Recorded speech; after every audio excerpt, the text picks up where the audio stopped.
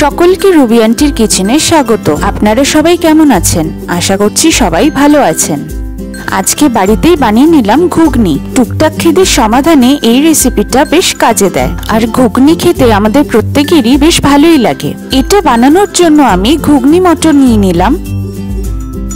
এখানে আমি 500 গ্রাম ঘুগনি মটর ব্যবহার করেছি। এই মটরটা আমি 5 ঘন্টা ভিজিয়ে রেখেছি, তবে সারা রাত ভিজিয়ে রাখলে আরো ভালো হয়। এবার আমি মটরটাকে ফ্রেশ জল দিয়ে ধুয়ে নেব। এবার মটরটাকে আমি প্রেসার কুকারে দিয়ে দেব সেদ্ধ হওয়ার জন্য। এখানে আমি 1 লিটারের মতন জল দিয়েছি।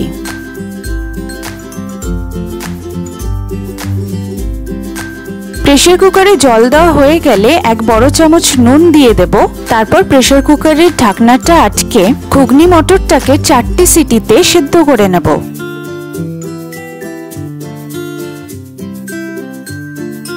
ঘুগনি মটরটা দেখুন কি সুন্দর সেদ্ধ হয়ে গেছে। এবার আমি বাকি উপাদানগুলো জোগাড় করে নেব। আমি এখানে 3টে রসুন নিয়ে এরকম ছোট টুকরো করে কেটে নিলাম।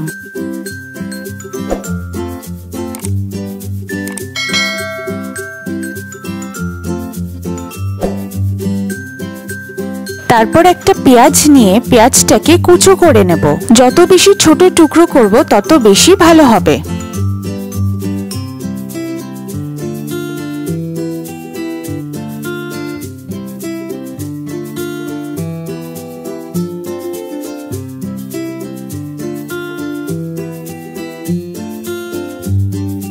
পেঁয়াজ আর রসুন কাটা হয়ে গেলে আমি একটা টমেটো নিয়ে টমেটোটাকে কুচো করে কেটে নেব।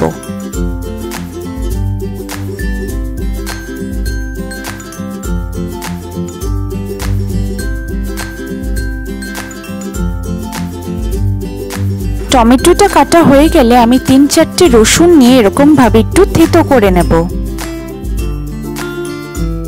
এবার উপাদানগুলো জোগাড় হয়ে গেলে আমি গ্যাসে কড়াই বসিয়ে দেব। কড়াইটা গরম হয়ে গেলে আমি এখানে সাদা তেল দিয়ে দেব।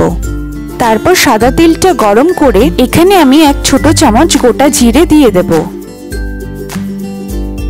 তারপর আমি রসুনটাকে দিয়ে দেব আর দেব কুচো করে রাখা পেঁয়াজ। তারপর দিয়ে দেব কেটে রাখা টমেটোগুলো। এবার কিছুক্ষণ উল্টে পাল্টে ভেজে নেব। পেঁয়াজগুলো হালকা লাল হওয়া অবধি ভেজে নেব। কিছুক্ষণ এরকম ভাবে ভাজার পরে আমি এখানে 1 ছোট চামচ শুকনো লঙ্কা গুঁড়ো দেব। তারপর দেব 1 ছোট চামচ জিরের গুঁড়ো। এবার ভালো করে মশলাগুলোকে মিশিয়ে নেব। কিছুক্ষণ এরকম উল্টে পাল্টে মিশিয়ে আমি 1 ছোট চামচের মতন আদাটাকে একটু এরকম ঝিরঝিরি করে দিয়ে দেব। তারপর সব মশলাগুলোকে ভালো করে মিশিয়ে নেব। মশলাগুলো ভালো করে মিশানো হয়ে গেলে সেদ্ধ করে রাখা ঘুগনি মটরটাকে এখানে দিয়ে দেব। এবার কিছুক্ষণ উল্টে পাল্টে ঘুগনি মটরটাকে ভালো করে মিশিয়ে নেব। দেখতে হবে যাতে মশলাগুলোর সাথে ঘুগনি মটরটা ভালো করে মিশে যায়।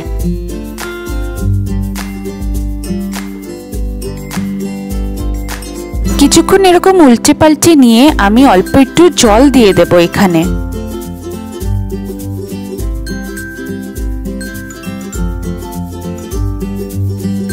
তারপর জল দিয়ে পুরোটা মিশিয়ে আমি 1/2 ছোট চামচ হলুদ গুঁড়ো দিয়ে দেব। তারপর দেব 1/2 ছোট চামচ নুন। তবে নুনের পরিমাণটা একটু স্বাদ বুঝে দিতে হবে। একটু দেখে নিতে হবে যে নুনটা কম বেশি হয়ে যাচ্ছে কিনা।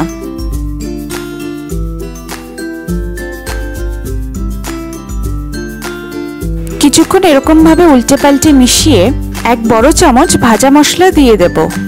আর অল্প একটু ধনেপাতা কুচো করে এখানে আমি দিয়ে দিলাম। আচ্ছা, এই ভাজা মশলাটা আমি আগে থেকেই বানিয়ে রেখেছিলাম।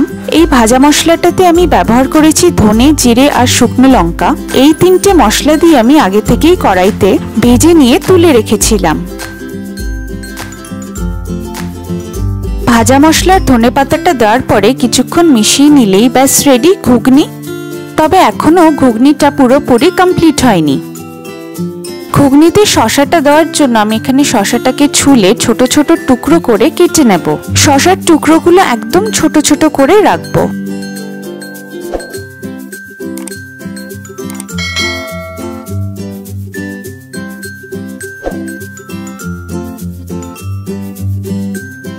এবার শসাটা দেওয়া হয়ে গেলে আমি অল্প একটু গাজরটাকে কেটে নেব। গাজর একদম সরু ছোট টুকরো করে কেটে নেব, তাহলে বেশ ভালো লাগে খেতে।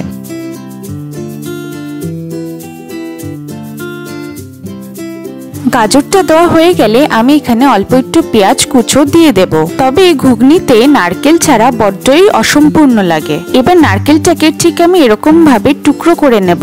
তারপর পুরো ঘুগনিতে এরকম ছোট ছোট টুকরো করে আমি নারকেলগুলোকে দিয়ে দেব। ব্যাস, তাহলেই রেডি ঘুগনি। এরকম টুকটাক খিদের সমাধানের আরো অনেক রেসিপিস আপনারা আমার চ্যানেলে পেয়ে যাবেন। আমার বানানো রেসিপিসগুলো ভালো লাগলে আপনারা সাবস্ক্রাইব করে দেবেন আর প্রিয়জনদের সাথে শেয়ার করে দেবেন। খুব তাড়াতাড়ি আমি আমার আরেকটা রেসিপির ভিডিও আপনাদের সাথে শেয়ার করব। ভালো থাকবেন।